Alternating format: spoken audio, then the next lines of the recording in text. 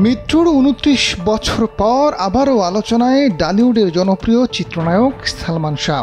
তার মৃত্যুর ঘটনায় সাবেক স্ত্রী সামিরা হক সহ ১১ জনের বিরুদ্ধে হত্যা মামলা পরিচালনার নির্দেশ দিয়েছেন আদালত। মামলাটিকে রমনা থানায় তদন্তের জন্য পাঠানো হয়েছে। এই হত্যা মামলায় সালমান শাহের সাবেক স্ত্রী সামিরা হক, ব্যবসায়ী আজিজ মোহাম্মদ ভাই সহ ১১ জনকে আসামি করা হয়েছে। জনমনে প্রশ্ন, কারা সেই ১১ জন?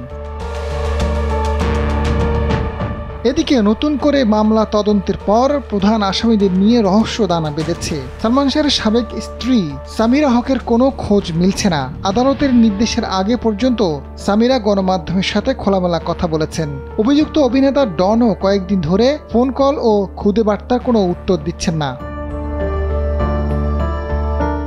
রমনা থানার ওসি গোলাম ফারুক জানান, এজাহারভুক্ত আসামিদের বিরুদ্ধে তদন্ত শুরু হয়েছে। অনেকে বিদেশে থাকতে পারেন, বাকিরা যেন দেশ ত্যাগ করতে না পারে সেজন্য ইমিগ্রেশন কর্তৃপক্ষকে তথ্য পাঠানো হয়েছে। দেশে থাকা আসামিদের গ্রেপ্তারের জন্য শীঘ্রই পদক্ষেপ নেওয়া হবে। বিদেশে থাকা আসামিদের ফিরিয়ে আনতে তথ্য প্রযুক্তির সহায়তায় মোবাইল ট্র্যাকিং সহ নানা প্রক্রিয়া চলছে। ১৯৯৬ সালে ৬ সেপ্টেম্বর ঢাকার স্কার্টনের বাসায় ফ্যানের সঙ্গে ঝুলন্ত অবস্থায় পাওয়া গিয়েছিল সালমান শাহের মরদেহ।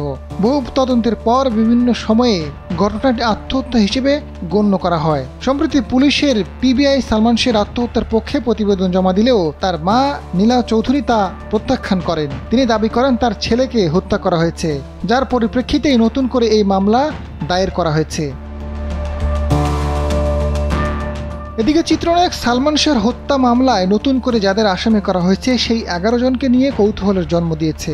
১১ জনের মধ্যে রয়েছেন সালমান শাহের সাবেক স্ত্রী সামিরা হক প্রধান আসামি, ব্যবসায়ী প্রযোজক আজিজ মোহাম্মদ ভাই, সামিরা হকের মা ও সালমান শাহের সাবেক শাশুড়ি লতিফা হক লুসি, খলনায়ক Don, David Jabed Faruk, Mayfair beauty সেন্টারের রাবিয়া সুলতানা রুবি, আব্দুস সাত্তার ওরফে এম সাত্তার, সাজু এবং রেজবি আহমেদ ফরহাদ।